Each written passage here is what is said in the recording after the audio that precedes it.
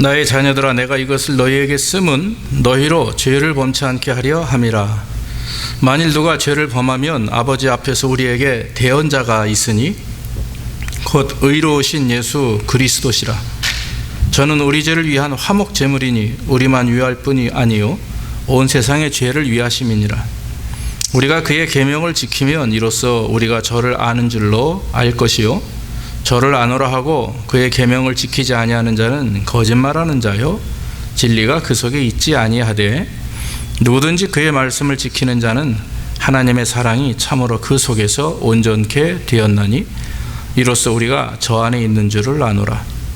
저 안에 거한다 하는 자는 그의 행하시는 대로 자기도 행할지니라. 아멘. 아멘.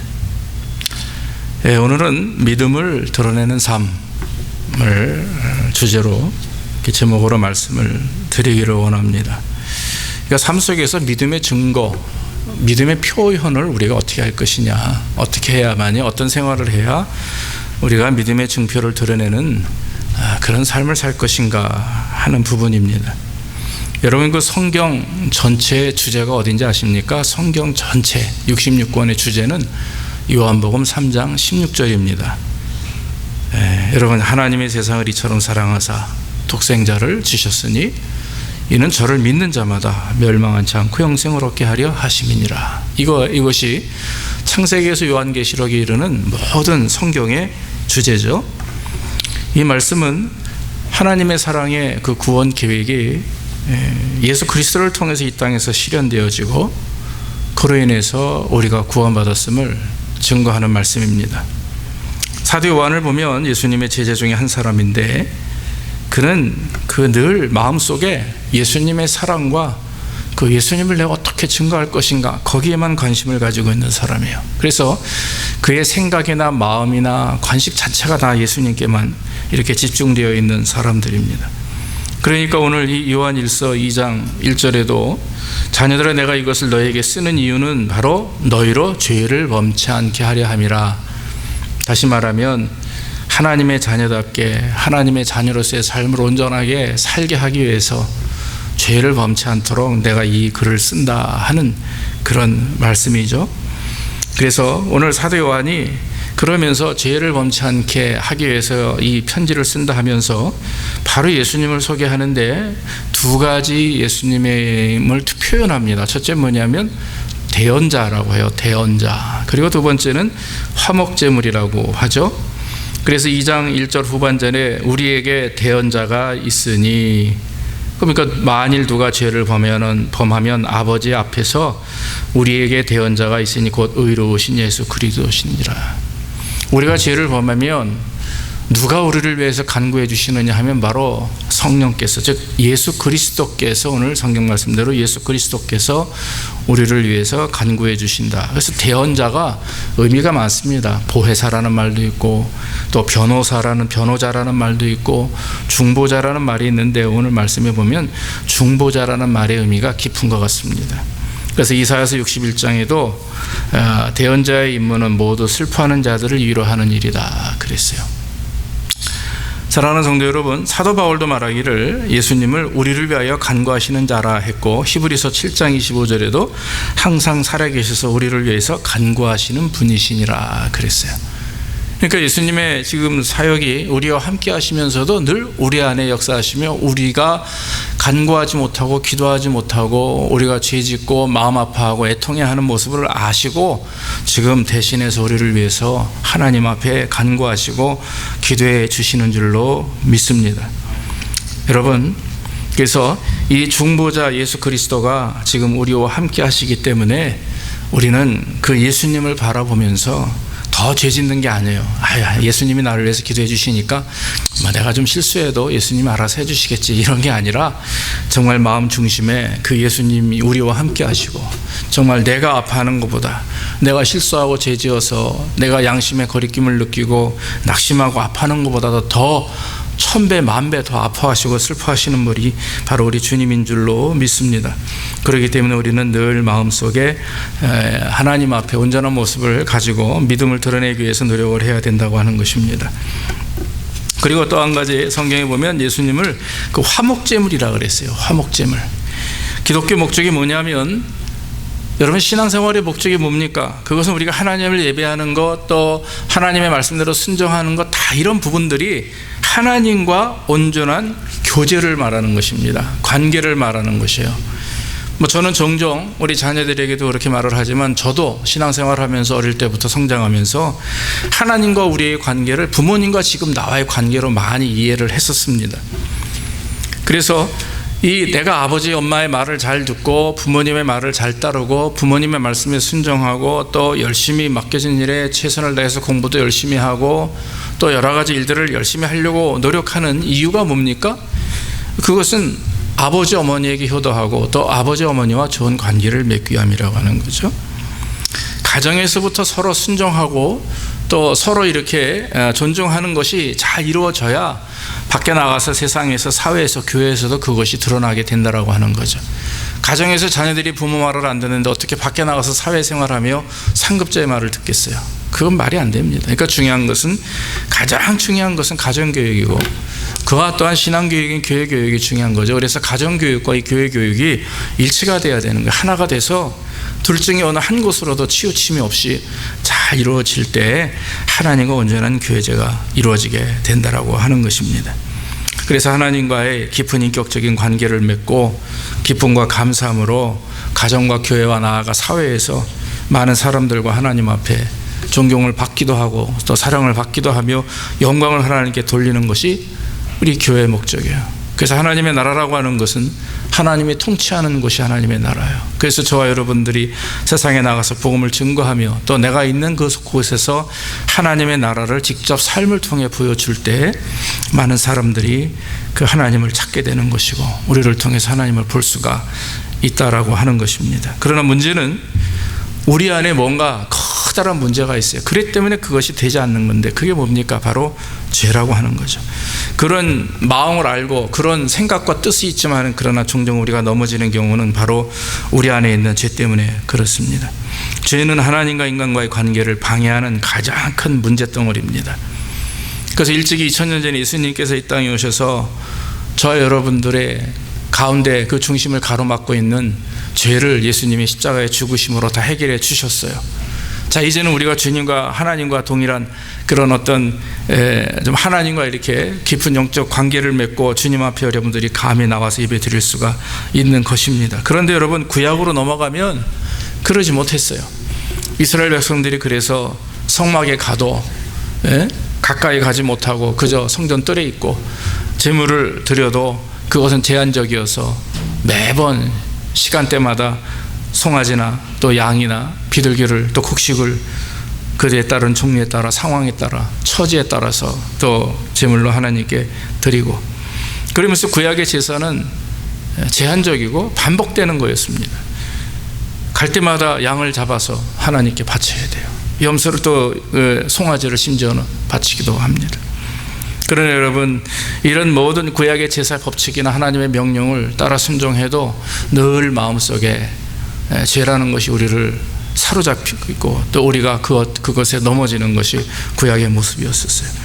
그러나 예수 그리스도께서 이 땅에 오셔서 단번에 십자가에 죽으심으로 희생제물이 되셨죠. 그래서 이제는 우리가 그 나를 위해, 예전에는 구약에서는 나 때문에 양을 죽이고 나 때문에 송아지를 죽이고 비둘기를 죽였는데 이제는 나 때문에 누가 돌아가셨어요? 예수 그리스도가 돌아가셨기에 이제는 우리가 반복된 제물을 드릴 필요가 없는 거예요. 반복되게 나 대신 누가 죽을 필요가 없는 거죠. 그래서 예수 그리스도의 그 십자가의 죽으심과 부활이 그렇게 중요한 것이고, 우리가 이와 같이 하나님을 온전한 모습으로 예배하는 것도 다 주님의 은혜요 축복인 줄로 믿습니다.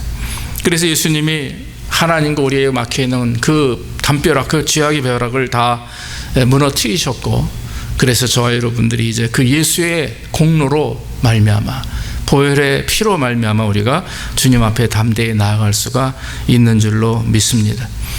이렇게 하나님이 다 연결해 주셨고 뻥 뚫어 주셨는데도 우리는 종종 그 은혜를 좀 깨닫지 못하고 잊어버리고 다시 죄 가운데 있고 또 실수하고 범죄함으로 계속해서 우리의 마음속에 부담을 가지고 나올 때가 있음을 고백하죠.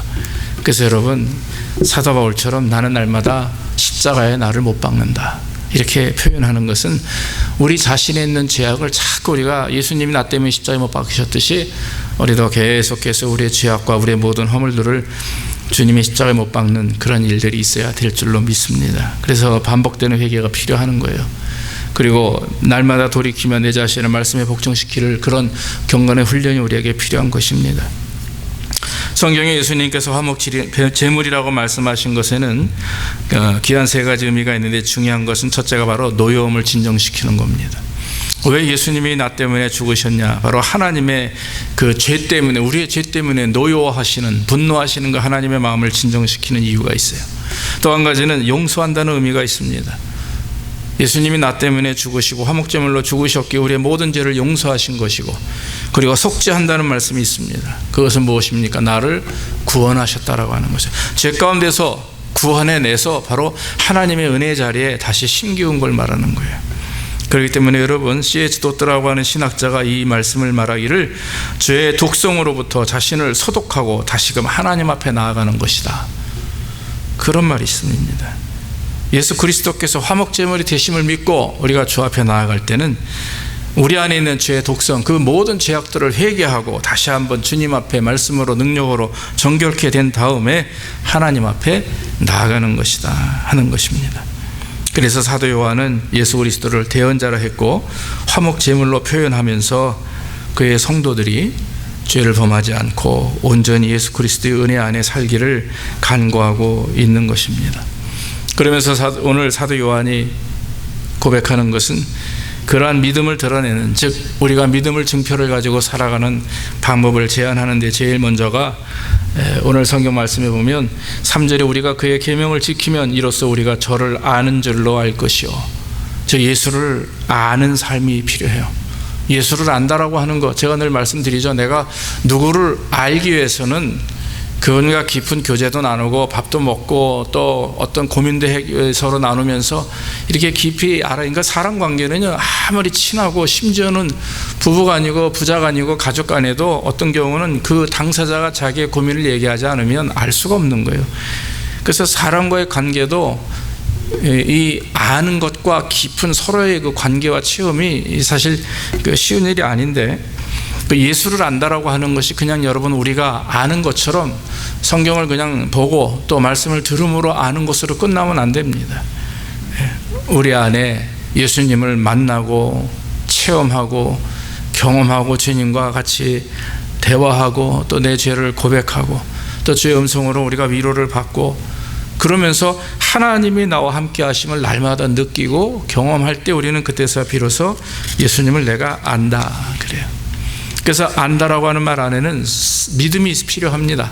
안다는 말 속에는 순종이 필요합니다. 절대적인 신뢰가 필요하다라고 하는 것입니다. 그래서 예수님께서 동정녀 탄생을 하셨고 이 땅에 오셔서 십자가에 죽으시고 부활하셨고 하는 그런 예수님의 그 사실들, 그런 건 뿐만 아니라 현재 그 과거에 예수님이 하신 일을 그냥 내가 믿는 것으로 끝나는 게 아니라 그 믿음이 현실로 증거돼야 되는 거죠. 그런 사실들을 믿기에, 주님의 그 하신 일들을 믿기에 내가 지금 어떤 경험과 어떤 변화와 어떤 역사가 일어나고 있는지를 내가 느껴야 되는 거예요. 현실 속에서 체험할 때 우리는 예수님을 안다 하는 것입니다. 그래서 여러분, 그 참 가장 기초적인 거지만 필요한 게 늘 주님의 내가 자녀다, 하나님의 자녀라고 하는 확신이 필요해요. 그리고 성경을 읽고 묵상함이 필요하고 기도하는 것이 필요하고, 그리고 그 말씀을 따르려고 애를 쓰고 순종하고 지키려고 하는 것이, 그 지켜야 되는 것이 우리에게 필요합니다. 그래야 아는 것이에요. 예수님을 그래야 아는 것입니다. 오늘 성경 말씀대로 우리가 그의 계명을 지키면 이로써 우리가 아는 줄로 알다. 그러니까 예수님을 아는 자는 이퀄 그의 계명을 지키는 자다, 이 말이잖아요. 사랑하는 성도 여러분, 하나님의 말씀대로 살기를 우리 서로 주의 이름으로 축원합니다. 그렇게 되기를 원합니다. 그래서 정말 어느 것보다도 성경 말씀이 맞다 그러면 하는 것이고 아니다 그러면 안 하는 거예요. 제가 어느 전도사님을 알고 있습니다. 그런데 그분이 늘 고백하기를 어느 교회를 다니는데 그 교회는 미국 교회인데 성경 말씀대로만 행한다는 거예요. 그래서 장로와 집사를 뽑아도 성경 말씀에 기록된 대로 거기에 맞지 않으면 그냥 거절하고, 신앙생활을 해도 성경 말씀대로 하면 이렇다 하면 되는 거고 아니면 아닌 거예요. 근데 여러 가지 조금 다른 부분들이 있어서 기성교회와 문제는 좀 있지만 그래도 제가 이해하는 부분은, 그래도 이렇게 받아들이는 부분은 뭐냐면 말씀대로만 살려고 노력하는 그 모습이 그들의 삶에서 보여지는 거예요. 그래서 참 귀하구나, 그런 생각을 합니다. 사랑하는 성도 여러분, 하나님의 말씀이라면 우리는 해야 됩니다. 믿습니까? 지금 하고 있는 삶의 모습이, 어떤 행위가, 어떤 생각들이, 계획들이 하나님의 뜻과 상반된다 하면 하지 않는 거예요. 과감하게. 비록 나에게 손해가 온다 할지라도 하지 않는 것입니다. 그래서 여러분들이 주님 앞에 예배하는 거, 예물 드리는 거, 11조 하는 거, 아니면 헌신하고 또 봉사하고 이러는 부분들 속에 정말 성경 말씀대로 행할 수 있도록 저와 여러분들이 깊이 정말 순종해야 될 줄로 믿습니다. 주님을 안다 하는 것, 주님을 믿고 의지한다라고 하는 것은 이와 같이 목숨을 바쳐서 말씀을 지키려고 노력하는 사람이 바로 주님을 아는 사람입니다. 또 한 가지 보면은 성경의 5절에 뭐라고 그래요? 말씀을 지키는 자는, 누구든지 말씀을 지키는 자는 하나님의 사랑이 참으로 그 속에 온전케 되었다 그랬어요. 말씀을 지키는 자는 첫째 하나님을 아는 사람이라고 있고, 말씀을 지키는 자는 하나님의 사랑이 그 안에 온전케 되었다 그랬어요. 말씀을 지키는 것이 주님 안에서 온전한 성도의 삶인데, 또 하나님의 사랑이 그 속에서 온전케 되었다라고 하는 말은 하나님의 말씀을 지키려고 살다 보니까, 지키면서 사니까 하나님의 사랑이 내 안에 충만해지는 거예요. 그렇잖아요. 하나님은 사랑이라 그랬어요. 자, 그 하나님은 사랑이니까 그 사랑의 하나님을 우리가 따르고 순종하면 그 사랑이 내 안에 임재하는 거죠. 그래서 여러분, 내가 원수까지도 사랑할 수 있는 마음이 생기는 거죠. 예수 그리스도께서 원수를 사랑하셨고 원수까지도 사랑하라 하셨으니까 그건 내 인위적인 의지나 노력으로 그렇게 할 수만 있다면 얼마나 좋아요. 그러나 여러분, 인간의 의지나 노력으로 되는 게 뭐가 있어요? 작심삼일 아닙니까? 요즘엔 작심삼일은커녕 3시간도 안 되는 경우가 있어요. 그러니까 내 의지로 안 돼요. 성령께서, 즉 하나님의 영이 내 안에 임재하시고 그 사랑의 하나님이, 그 예수 그리스도의 사랑이 내 안에 임재할 때 우리는 그 사랑을 그렇게 이렇게 드러내는 거죠. 그것만이 하나님의 뜻과 하나님의 의지와 목적을 이루어 나가는 것이다. 바로 그런 뜻입니다. 그러니까 하나님은 우리에게 계획하시는 일이 있고 여러분들을 통해서, 저를 통해서 이루시고자 하는 일들이 있는데, 이걸 내 노력이나 의지로가 아니라 그러면은 실패하게 되고 넘어지게 돼 있어요. 그러니까 내 힘으로 안 되니까 일찍이 포기하고, 내가 하려고 하는 거 다 포기하고 하나님 내 안에 임재하셔서 나로 하여금 그렇게 할 수 있도록 하나님이 역사해 주시고 나는 그저 순종하겠습니다라고 받아들이고 순종하면 그게 이루어지는 것입니다. 믿습니까? 내가 하려고 하지 않아도 성령께서 내 안에서 이루심을 믿고 내가 순종하면 되는 거예요. 그러면 하나님의 나라가 임하게 되고, 나를 통해 어느 날 갑자기 하나님의 뜻이 이루어졌어요. 나는 한 게 없는데, 나는 너무나 부족해서 한 게 없고 그저 머리 숙여서 순종한 것뿐인데 하나님은 잘했다 충성된 종아라고 축복하시는 거니까, 그런 일들을 경험한 사람이 누구냐면 바로 사도들이에요. 바울이나 요한이나 베드로도 그러다 보니까 고백하는 성경의 말씀이 내가 잘하였도다, 내가 열심히 했다, 이런 고백이 아니라 나는 죄인입니다, 나는 그저 하나님 부족합니다, 이런 고백밖에 한 게 없어요. 그저 순종하려고 따랐던, 애를 쓰고 따랐고 피 흘리고 땀 흘리고 순종하려고 했던 것밖에 없는데, 하나님은 큰 열매를 이루시고 그들을 통해서 전 세계의 복음이 증거되고 많은 크리스천들이 그 예수님으로 인하여 그 예수 그리스도의 구원을 통해서 천국 백성이 되었다라고 하는 것, 그것은 너무나도 귀한 일입니다. 오늘날 하나님이 여러분들도, 저와 여러분들도 그렇게 사용하게 되시는 줄로 믿습니다. 지금 사용하고 있음을 저는 믿습니다. 할렐루야. 그래서 여러분, 성경에 성령의 9가지 열매가 나오는데요, 그거 사실 얼마든지 우리가, 저는 이룰 수 있는 열매라고 믿습니다. 왜냐하면 하나님이 약속하신 것이고, 정말 성령 충만하여 믿음으로 살면 성령께서 그렇게 9가지 열매를 맺게 하시는데, 이거 우리 힘으로 할 수 있는 게 하나도 없어요. 사랑, 희락, 화평, 오래 참음, 온유, 절제, 양성, 충성, 이걸 우리가 우리 힘으로 어떻게 하겠어요?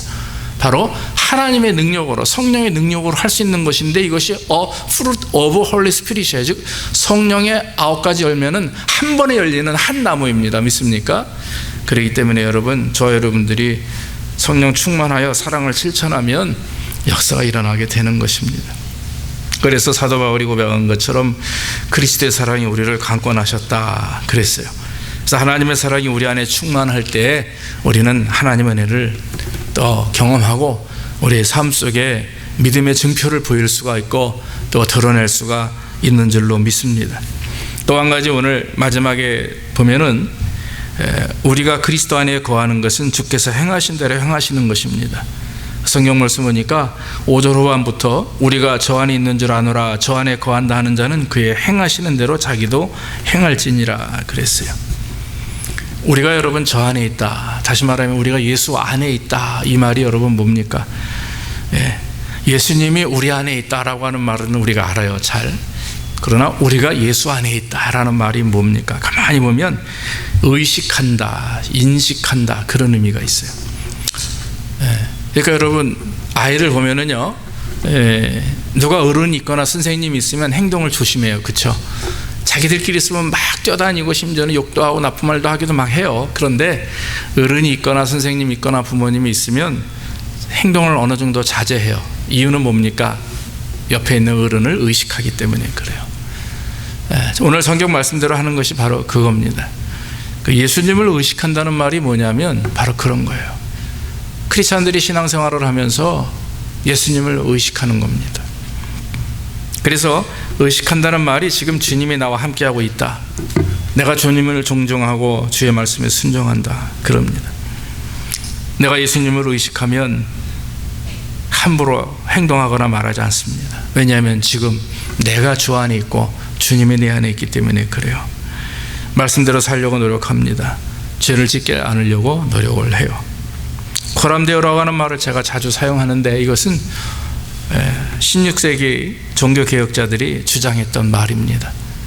그 당시 천주교 부패를 보고 새롭게 마틴 루터를 비롯해서 칼빈이나 찌빙글리나 이런 사람들이 다시금 말씀으로 돌아가자 하라고 하는 그런 모토로 새롭게 시작된 그런 종교개혁인데, 그렇게 돼서 기독교가 탄생했죠. 그때 그 사람들이 이 크리스찬들 향해서 또 자기 스스로 자기에게 고백하는 말씀이 뭐냐면 코람 데오예요. 데오는 여호와 하나님, 코람 앞에서, 그런 뜻입니다. 그러니까 종교 개혁을 하려고 하는데 마틴 루터가 얼마나 힘이 들었는지 몰라요. 그래서 그 여러 가지 예가 있는데, 지난번에도 말씀드렸다시피 너무 낙심되고 힘이 드니까 그 거대한 천주교 앞에서 그 사람들을 대항해서 혼자 싸우려고 하니까 얼마나 힘이 들겠어요. 그래서 낙심해서 지쳐있는데 와이프가 어느 날 와가지고 흰 소복을 입었다잖아요.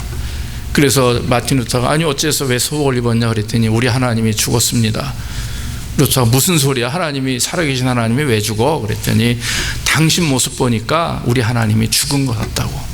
그래서 루터가 벌떡 일어났대요. 낙심하지 말아야지, 하나님이 살아계신데 내가 왜 이렇게 낙심하느냐, 그래요. 그리고 독일에 가보면 루터가 사용했던 집이 있고 방이 있는데 벽에 흑벽돌 아닙니까?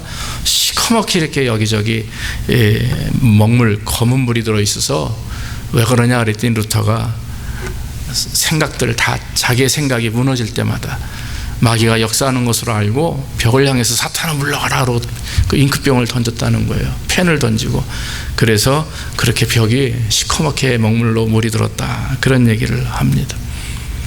하나님 앞에서라고 하는 그 고백을 하게 되면 지금 내가 하는 일들이 이게 진짜 하나님이 원하시는 것인가 원하지 않는 것인가 구별이 돼요.